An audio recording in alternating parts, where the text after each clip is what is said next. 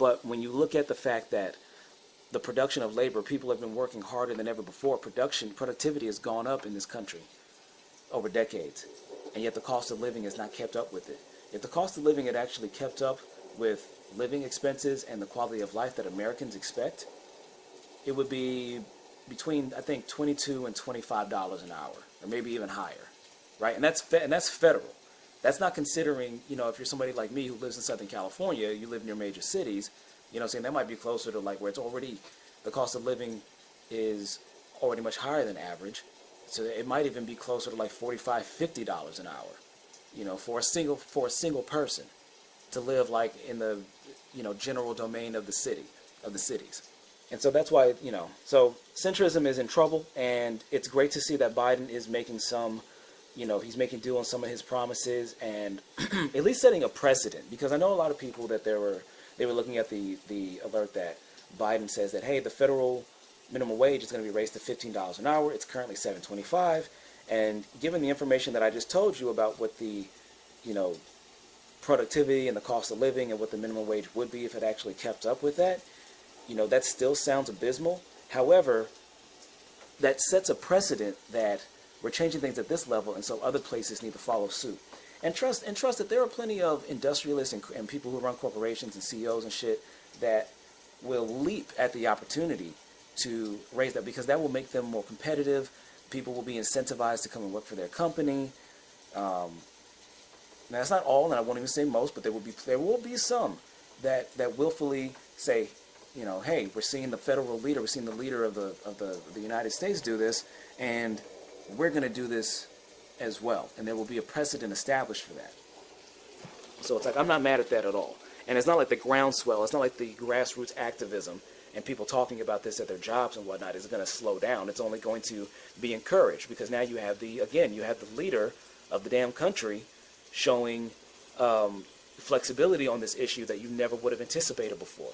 But again, just to stick with this topic, I do not want to negotiate with people who are still trying to argue over $15 minimum wage, when you all know, when y'all should know by now, because I just said it, and then also you should do your own homework. But it's easy, it's been verified so many times. Any of you, if you are making less than $22 to $25 an hour, whatever your job is, wherever you're at, you're being fucked.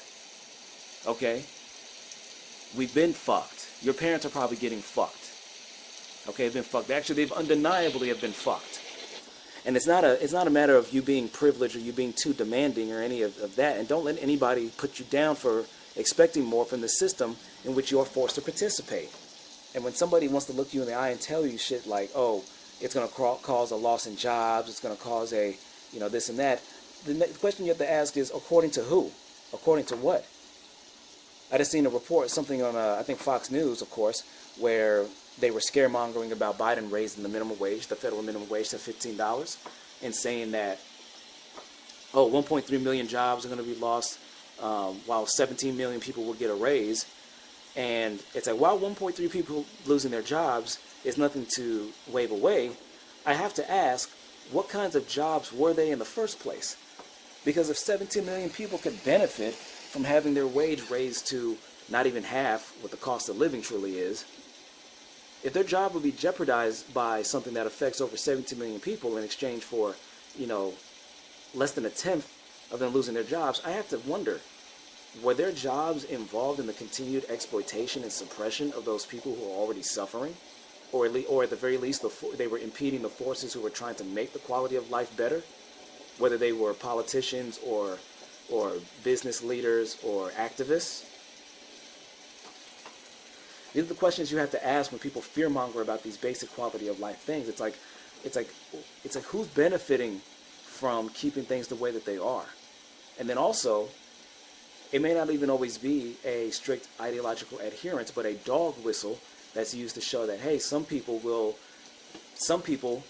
if we do things like raise the minimum wage or give Medicare for all, or even a public option for health insurance, or even better yet, school debt relief, student debt relief.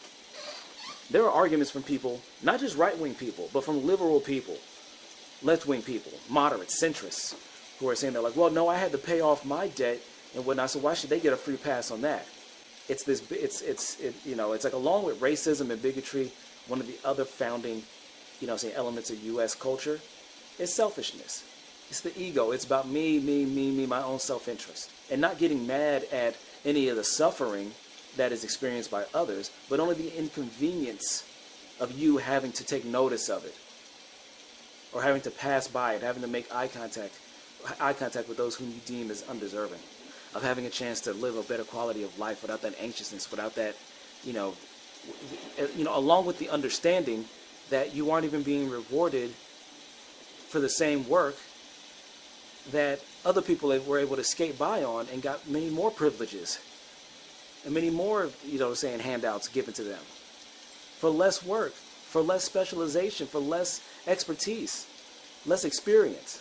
Why do you deserve this? I lived off of blah, blah, blah, blah, blah. You just got to learn to make do with that. Fuck you. No, I don't. I shouldn't have to. Yeah, I'm going to be pragmatic, but that doesn't mean I should stop dreaming for more. That doesn't mean that to